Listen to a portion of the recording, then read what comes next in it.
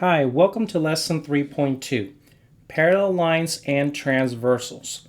In the last lesson, we learned of 4 different types of angle relationships: alternate interior angles, alternate exterior, corresponding, and consecutive interior. Now today we are going to be applying those same angle relationships when the two lines just happen to be parallel. Now right now we are on page 71. And what you see in this exploration part is you see that you have a set of parallel lines. How do we know they're parallel? Because of this. And you have a transversal. Now, if we pay very close attention to this diagram, I'm going to zoom into it really quick. Okay, we're going to try to come up with a few conjectures regarding these relationships right here. Now, if you look at the 4 angle relationships that we learned one at a time, you're gonna see a couple of interesting things. Now, let's start with corresponding angles.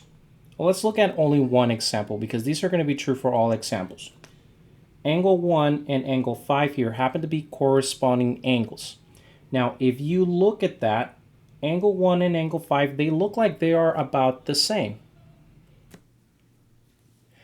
Now, you guys obviously don't have patty paper, but I'm going to use patty paper to show you guys how it is that corresponding angles are going to be the same. So if we take a look at angle 1, I'm going to use patty paper and I'm going to trace angle 1. Okay, now angle 1 should be the same size as angle 5. As you can see here, angle 1 and angle 5 are going to be congruent. So in other words, corresponding angles are going to be congruent. Now the next relationship that we're going to look at is the alternate interior angles. Now the alternate interior angles are, for example, 2 and 8. So if I were to copy, or at least trace, angle 2 and compare it to angle 8, look at what's going to happen. Okay, so I'm going to compare 2 and 8. I'm going to turn it around, and you can see that angle 2 and angle 8 happen to be the same angle measure. So alternate interior angles happen to be the same. Now, similarly, if I were to trace angle 4, now you're probably thinking, how come you don't do a new one? Keep in mind that 2 and 4 are vertical, so therefore they're the same. So alternate exterior angles are angle 4 and angle 6. So angle 4 and angle 6 are also the same. Okay? Now, obviously, angle 2 and angle 5, or angle 3 and angle 8, they're not going to be the same. Now, the one that I just had right now, angle 1, happens to be the same as angle 3. Okay? And angle 8 happens to be the same as angle 2. So if I compare angle 8 and angle 3, if I put them together, let me see if I can do this. What do you notice? You notice that you get a straight angle as soon as you put them together. What does that mean? It means that the consecutive interior angles, when you add them together, they form a straight line, which means that they are supplementary. So now we have all of the 4 relationships that are going to happen when you have a set of parallel lines cut by a transversal. So let's go ahead and take a close look at those. Okay, corresponding angles. Corresponding angles happen to be congruent whenever you have a set of lines parallel cut by a transversal. So here, the pair of corresponding angles are going to be congruent. The pair of alternate interior angles are also going to be congruent. Now, 1 and 5 are not the only pair. You got 4 and 8, 2 and 6, 3 and 7. Those are all corresponding angle pairs. For alternate interior, you have 3 and 5, and 2 and 8. Okay? All right, so let's take a look at the next page. Page 72. Okay, alternate exterior angles are 1 and 7, as well as 4 and 6. And we also said that those are going to be congruent. Okay? Now, the set of consecutive interior angles, they're not going to be congruent. And just like what we saw in the previous illustration, we noticed that the sum of these two are going to be supplementary. So here, they're not congruent. They are supplementary.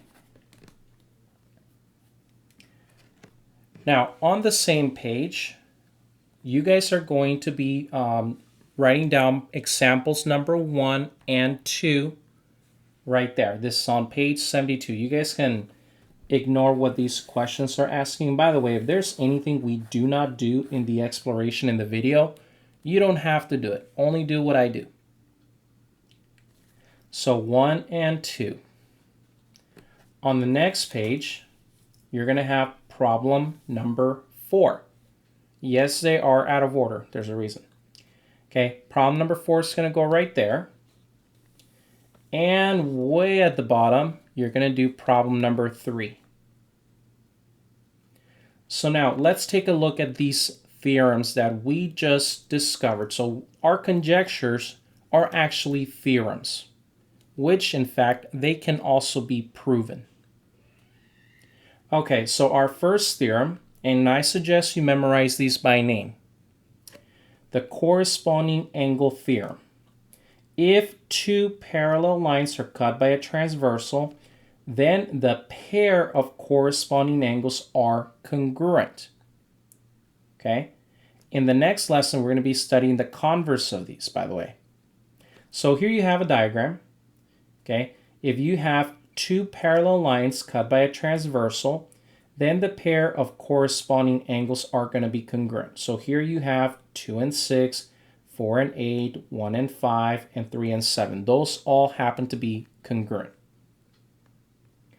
Then you have the alternate interior angle theorem. If two parallel lines are cut by a transversal, then the pair of alternate interior angles are congruent. So alternate interior would be 4 and 5, 3 and 6.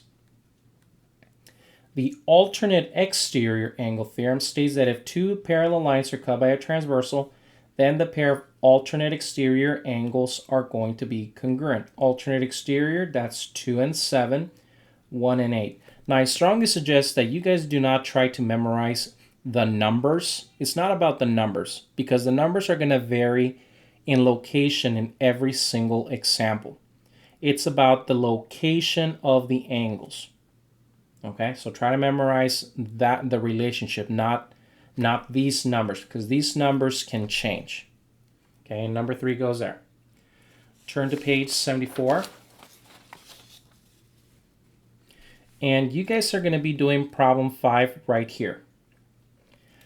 If two parallel lines are cut by a transversal, then the pairs of consecutive interior angles are supplementary. That means that their sum is 180 degrees. Okay, but these are the consecutive interior angles. So a lot of students get confused as to, I don't know when they're congruent, I don't know when they're supplementary. Look at the angle relationship, look at your theorems, and determine which is the appropriate one, depending on the location of the angles. All right, let's go ahead and start our examples. All right, example number 1.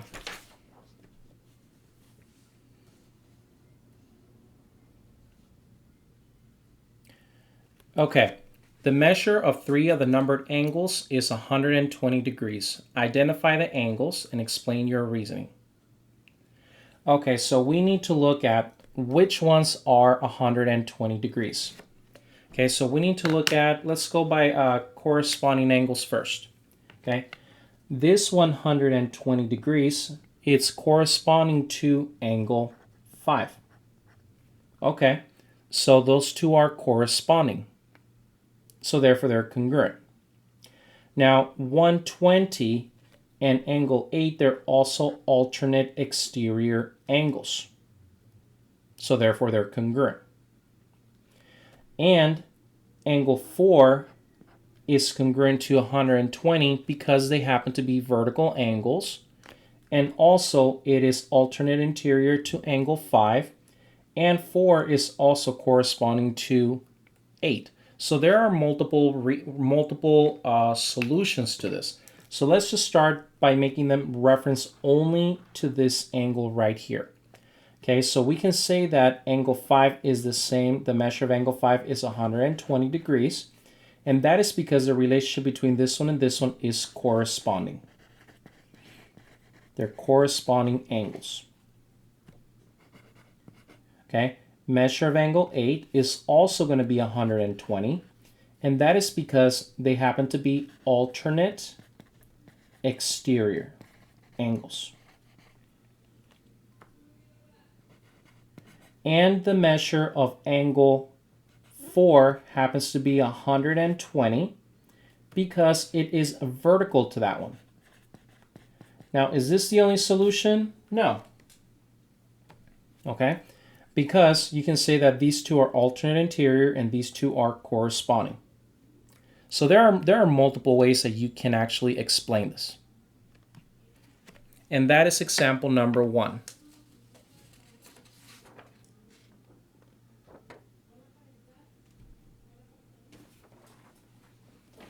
Okay, example number 2 is an application. It's asking me find the value of x. Now, be really careful here because this 4 is the name of the angle. And this right here is the angle measure, x plus 5. So 115 is congruent to angle 4 because they're vertical angles. Okay? Now, what's the relationship between the measure of angle 4 and this angle right here? Well, they happen to be consecutive interior angles, so therefore they must be supplementary. So we know that the measure of angle 4 plus x plus 5 equals 180 degrees. Okay, because the relationship between these two angles is that they're consecutive interior. Now, the measure of angle 4, we already know what that is. It happens to be 115 because it's vertical to this one. So 115 plus x plus 5 equal to 180 degrees. Combine the like terms. That's x plus 120 equal to 180. Now what you're going to do is you're going to subtract 120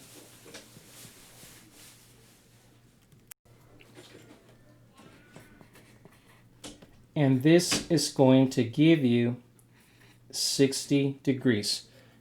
Now they're not asking me to go back and substitute in place of the angle. If they did, it would be really simple. It would be 65. Okay, so this is example number 2. Now let's take a look at example number 3. Okay, so for example number 3, this is what we have. We have that this angle here is 136. We don't know what this angle is, but we can figure it out. Okay, and we need to solve it for x. Now there are multiple ways of doing this. Okay, so let's take a look at what are we going to do. Now I know that there's a relationship between this angle and this angle. I know they happen to be the same. Okay, so I know that the measure of angle 1 is going to equal this amount because they're alternate exterior angles. Okay. Okay, now what is the relationship between angle 1 and 136? Well, they happen to be a linear pair. So how can I find what angle 1 is? Well, angle 1 is the supplement of 136. So 180 minus 136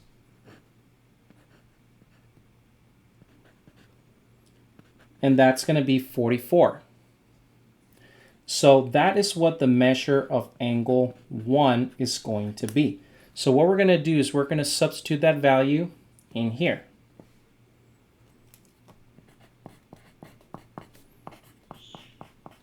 And solve for x.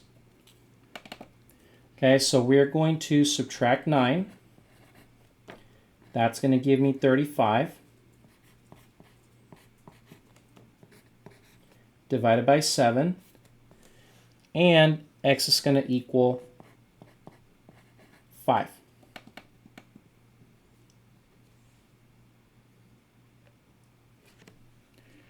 And that is example number 3. Let's look at example number 4.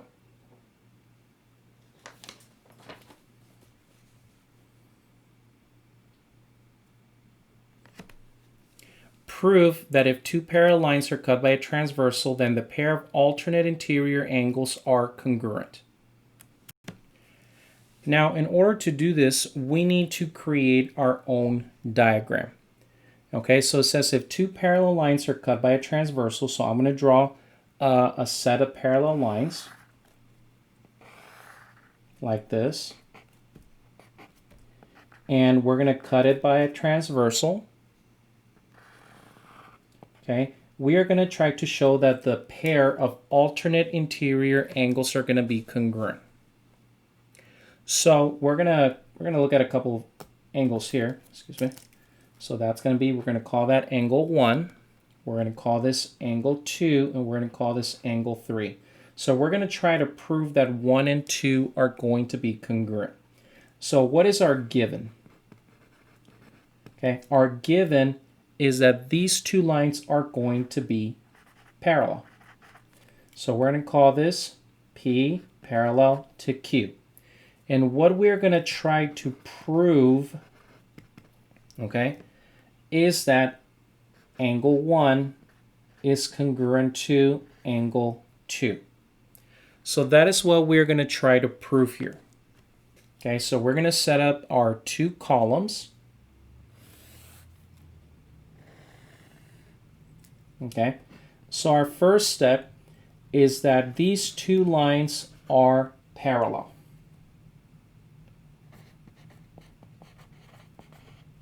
Okay, these two lines are parallel.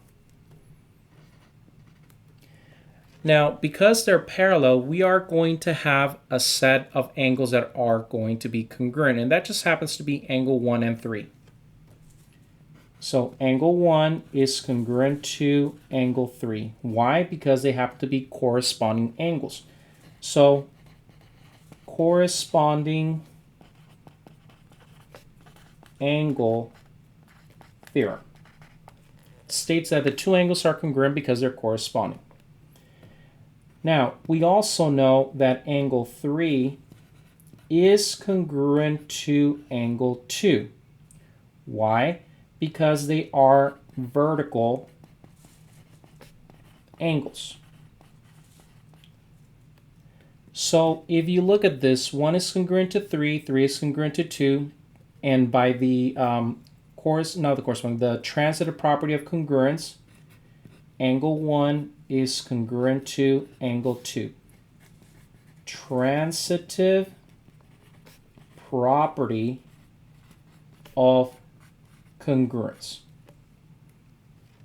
Hence now these two angles, 1 and 2, are indeed congruent, which happens to be the alternate interior angles theorem. And that's example number 4. Let's take a look at example 5 now. Okay, example 5. Zoom in a little bit here. When sunlight enters a drop of rain, different colors of light leave the drop at different angles. This process is what makes the rainbow. For violet light, the measure of angle 2 is 40. What is the measure of angle 1? Okay, the relationship between angle 1 and angle 2 happen to be alternate interior angles, and we know that those two are congruent.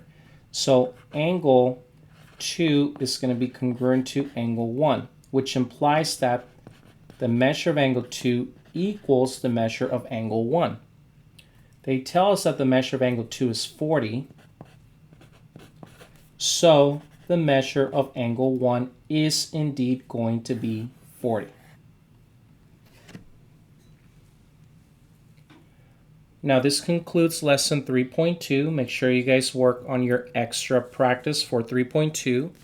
That happens to be on page 74 and 75. Have a good day.